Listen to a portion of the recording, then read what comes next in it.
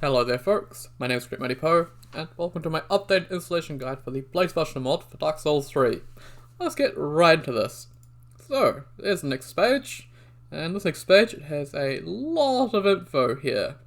And you should probably read all this. It's got a lot of the vanilla changes listed here, so there aren't the new weapons. Installation here. The FAQ, which you really should read, and then a bunch of credits for a bunch of different people that helped out with the mod. So, all that info. Also, up here is a link to Discord, which you should totally join. It's a really cool community. Over here, though, is the files. That's what we need to actually grab. So we have two files here, the main file and the optional file. So the optional file, all it does is it makes kicking a little bit easier on controller. So you have this installed, you just push L3 and you'll kick. And it's pretty simple. Now, if you're using keyboard and mouse, you'll have to rebind some buttons to not kick instead of dodge. That'd be kind of bad, but yeah, on controller, just slap it in and it works. So, for these, just manual download, slow download, and manual download, and slow download. And I already have them because it just wastes a little bit of time. These files aren't too big though, unlike some other mods, they're pretty small. Also on the Nexus, we'll take a look at the articles. So there's one article here, there's the advanced weapon controls. This will give you some of the more complex inputs that you can do with some of the weapons. So these are a lot of them. So if you want to get the full experience of the weapons, make sure to read this. It'll tell you a lot about the weapons. Cool. And that is everything there. So now we can actually head over to what we downloaded. So we've got the main and the rewind jump input. Cool. So now we need to find our Dark Souls 3 exe. So pop over to Steam.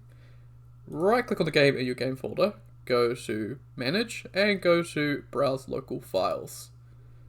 And that's going to pop up with your Dark Souls 3 thing here. Go into your game folder, and boom. It's got your exe in there. So what you need to find when you're installing it.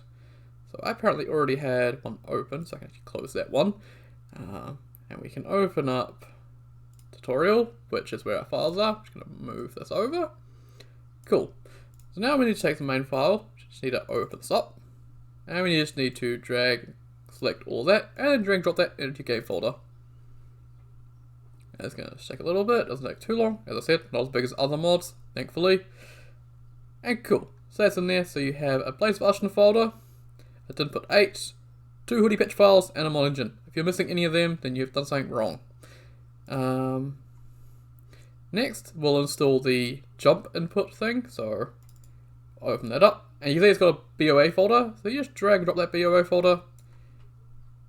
And it's going to ask to replace a file and replace it. And you're good. Cool.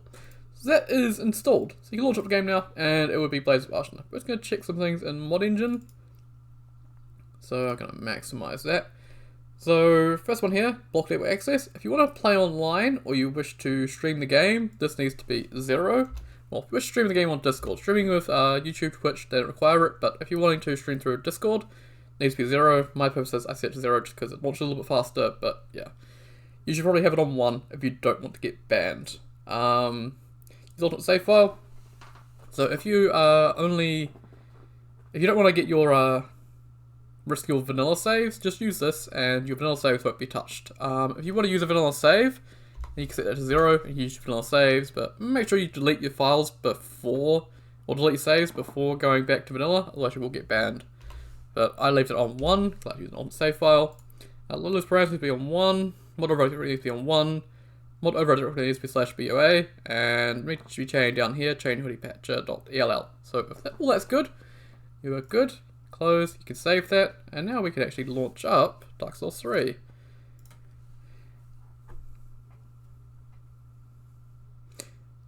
Always takes a little bit of time for me.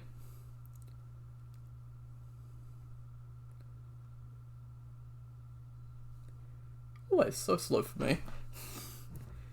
I swear, the game knows exactly when I'm doing these tutorials and whatnot. It decides to launch up about 50 times slower.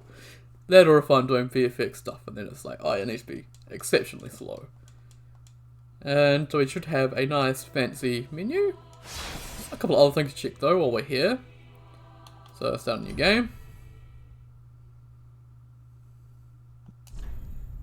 And yep, you can see we have the class and the armor all looks good. So we have 2 new classes. Actually just push a random button. There we go. You just take it into the game, and we can make sure things are working right.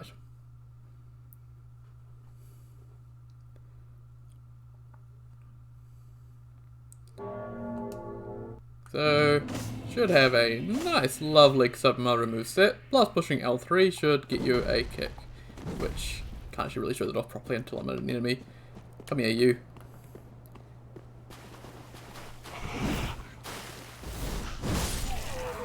Hey, there we go. There's the Blades of Ashina installation guide, so hope you found the mod. It is a lot of fun. And yeah, once again, thank you very much for watching, and I'll see you all next time.